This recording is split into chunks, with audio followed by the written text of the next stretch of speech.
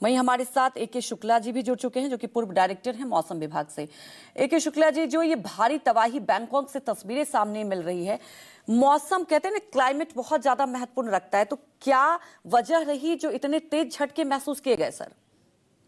नहीं, वजह इसलिए रही कि बड़ा भूकंप है, 7.7 मैग्नीट्यूड का अर्थक्वेक है, तो बहुत बड़ा है और एकदम हमसे काफी दूर है, इंडिया से, दिल्ली से खासकर 2000 किलोमीटर करीब है। तो जब बड़ा भूकंप आता है तो ये जो इस प्रकार के झटके हैं स्वाभाविक है और बहुत ज्यादा नुकसान हुआ होगा, क्योंकि ये लैंड में ही है। अभी पिछले में कुछ शायद कंफ्यूजन था कि वो सुनामी आने की संभावना है, तो ऐसा कुछ नहीं है, क्योंकि वो लैंड में भूकंप है तो वहाँ निश्चित तबाही होगी। जब बड़ा भूकंप आता है तो बहुत बड़ा मैंने झटके, खासकर एपिसेंटर में आपने देखा होगा, अभी 4.2 मैग्नीट्यूड का भूकंप आया था तो आपको जो गुड़गांव के पास, तो वहाँ झटके महसूस हुए थे। तो जब इतने छोटे में इस प्रकार से होते हैं तो 7.7 तो उससे कई गुना भूकंप है, तो निश्चित झटके आएंगे। तो सर, अगर 7 से ज्यादा भूकंप के महसूस किए गए हैं तो क्या पहले से ही अवेयरनेस नहीं रहती, क्या पहले जानकारी नहीं मिल पाती? क्योंकि अगर पहले से जानकारी मिल जाए तो थोड़ा सावधानी बरती जा सकती है। बिल्कुल बिल्कुल ठीक कह रहे हैं। तो जैसे साइक्लोन आता है 3-4-5 दिन पहले से कर देते हैं और पूरी तैयारी कर लेते हैं, इवैक्यूएशन हो जाता है, ये सब हो जाता है। भूकंप में अनफॉर्चुनेटली ऐसा नहीं है।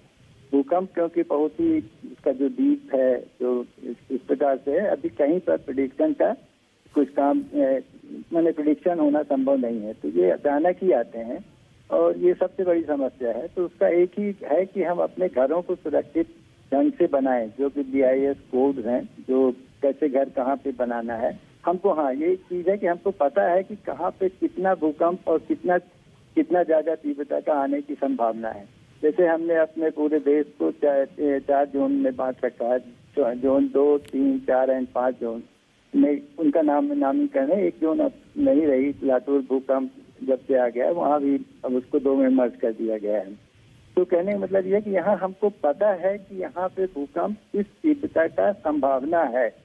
तो जब संभावना है तो और कहाँ पे वहाँ पे कैसे घर बनाने से हम सुरक्षित रह सकते हैं, तो ये हमको पहले से पता है। अब चूंकि ये मैं नहीं कहता ही गवर्नमेंट नहीं ले रही है, या हम लोग ही नहीं ले रहे हैं, पब्लिक भी उसमें उतना ध्यान नहीं दे रही, क्योंकि ये कभी आना है 100 साल 50 साल में, तो हम लोग अपने घरों को उस प्रकार नहीं बना पा रहे हैं। जैसा कि आप म्यांमार में देख रहे हैं कि बड़ी तबाही हो रही है। अगर आपके घर सुरक्षित हैं, कुछ जो डेवलप्ड कंट्री हैं जैसे कैलिफोर्निया में फॉल्ट के ऊपर घर बनी है, बड़ी बड़ी बिल्डिंग बनी हुई है, लोग देखते हैं और हिलती हैं और इंजॉय तो ऐसे नहीं कह सकते, लेकिन मैंने हिलती है और कोई नुकसान नहीं होता है ना, वो भागते हैं, क्योंकि उनको पता है कि ये हमारी बिल्डिंग यहाँ पे 7 का आ सकता है, इतने मैग्नीट्यूड का आ सकता है, हमारी बिल्डिंग जो बनी है वो इतना सह लेंगी, इसलिए कोई पैनिक नहीं होता है।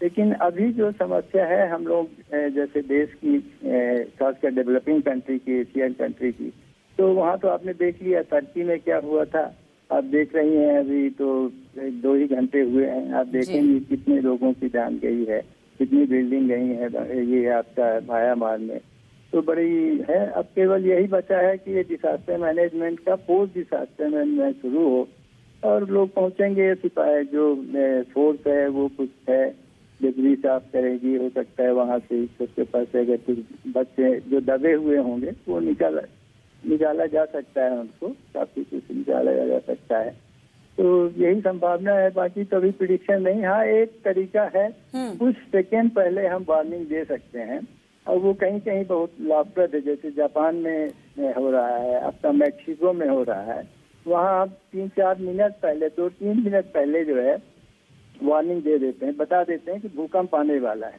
तो कम से कम लोग बाहर निकल आते हैं। इंडिया में भी अगर ऐसा प्रयत्न किया जाए तो दिल्ली में जैसे हम रहते हैं और नेपाल, जो हमारा भूकंप होने की चांसेज हैं वो ज्यादातर हिमालय क्षेत्र में है, तो अगर वहाँ से भूकंप आता है तो करीब 40-50 सेकेंड मिल जाएंगे। अब 40-50 सेकेंड का उपयोग हम कैसे करेंगे, तो स्कूल के जैसे हैं, स्कूल में अगर हम ये वार्निंग पहुंचा दें तो 40 सेकेंड में कम से कम बच्चे तो बाहर निकल सकते हैं जी। जो ऑटोमेटिक हैं, जैसे मेट्रो ट्रेन चल रही है वो अपने आप बंद हो जाएगी, और भी बहुत सारे जो ऑटोमेशन में हैं वो काम, सर्जरी हो रही है मान लीजिए आपका, तो जनरेटर या उसको बंद कर सकते हैं या जनरेटर ऑन कर सकते हैं। तो ये इस प्रकार का कुछ उपयोग किया जा सकता है। और अनफॉर्चुनेटली वार्निंग, जो लॉन्ग टर्म वार्निंग है जिसे वार्निंग कहते हैं, वो तो देना अभी तक संभव नहीं हो पाया है, कहीं भी नहीं। जी बिल्कुल सर, सबसे महत्वपूर्ण यही हो जाता है, ये ऐसी आपदा है, बहुत पहले जानकारी नहीं मिल पाती है। लेकिन अगर मौसम के हिसाब से समझे, क्योंकि इतना क्लाइमेट चेंज हो रहा है और अब कई शहरों में, कई देशों में ऐसे देखा जाता है कि बार बार ऐसे झटके महसूस किए जाते हैं, तो इसके लिए क्या एक बिग लेवल पर क्या विजन होना चाहिए सर कि ऐसे झटकों से, ऐसे तबाही से बचा जा सके? नहीं, हमने बताया क्लाइमेट चेंज से इसका कोई संबंध नहीं है, क्योंकि इसका केंद्र जो है बहुत डीप है। अभी तो जैसे शायद इसका 11 किलोमीटर दूर पे है, 20 किलोमीटर, 50 किलोमीटर, 100 किलोमीटर है, तो उसका क्लाइमेट चेंज का कोई असर नहीं है।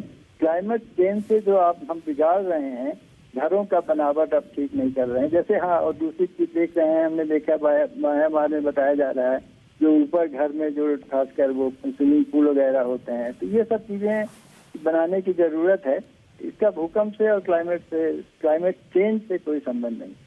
जी, तो एहतियातन यही है कि जब आप बिल्डिंगों को बनाएं, लेकिन सर अब तो यही देखा जाता है कि जगह जगह ऊंची इमारतें रहती हैं और भूकंप एक ऐसी आपदा है, पहले से बहुत ज़्यादा लोगों को अवेयरनेस नहीं रहती है, तो ऐसे में कंट्री को पहले से क्या ऐसे एहतियातन कदम उठाने चाहिए जिससे थोड़ा सा अवेयरनेस लोगों तक पहुंचाया जा सके?